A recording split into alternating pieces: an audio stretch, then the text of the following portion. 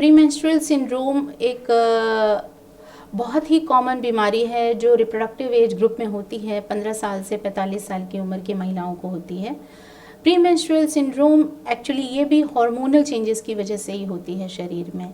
Premenstrual syndrome में बहुत सारे सिम्टम्स हैं, इसके बहुत सारे सिम्टम्स हैं जो हर महिला अलग अलग तरीके से उसको एक्सपीरियंस करती है। कुछ को बहुत ही माइल्ड सिम्टम्स होते हैं, कुछ को नहीं होते हैं और कुछ को बहुत ज़्यादा सिम्टम्स होते हैं।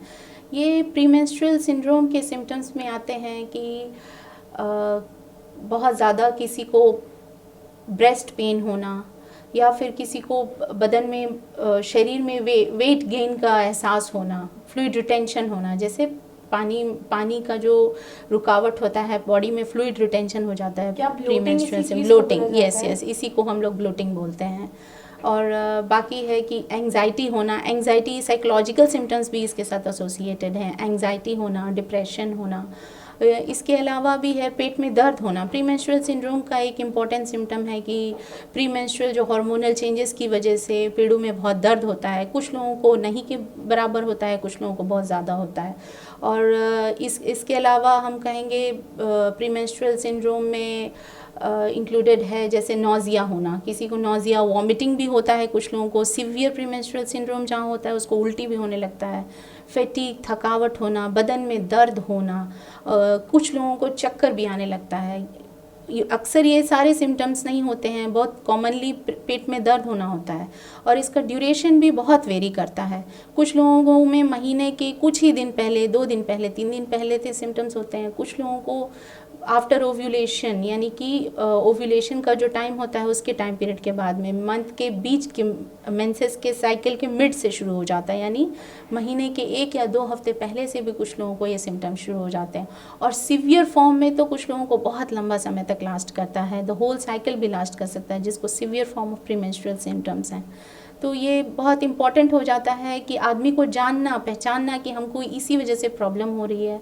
हार्मोनल चेंजेस के बहुत बार आप लोग अपने साइकिल से इन सिम्टम्स को कोरिलेट कीजिएगा तो बहुत लोगों को समझ में आ सकता है। Even mood changes, anxiety, depression माने मूड कम हो जाना, लो हो जाना, ये सब भी आपको अपने साइकिल से यदि कोरिलेट करता है आदमी तो बहुत बार समझ में आ जाता है कि हमको प्रीमेंस्ट्रुअल सिंड्रोम सिम्टम्स हो रहे हैं। और डिपेंडिंग अपॉन दैट आप अपने डॉक्टर से मिलना चाहिए आदमी को। और इसी पे फिर इलाज का भी है कि इलाज सबसे इम्पॉर्टेंट प्रीमेंस्ट्रुअल सिम्टम्स का इलाज है लाइफस्टाइल मैनेजमेंट। रेगुलर एक्सरसाइज करना, डाइट चेंजेस अच्छा रखना, डाइट हैबिट्स बहुत अच्छा रखना। उसके अलावा वेट रिडक्शन करना, किसी का वेट बहुत ज़्यादा है तो उसको अपना वेट रिड्यूस करना, योगा करना, मेडिटेशन करना। मेडिसिन्स तो खैर उसके हिसाब से, फिर प्रॉब्लम के हिसाब से आदमी मेडिसिन्स देता है, सिम्टोमेटिक मैनेजमेंट करता है।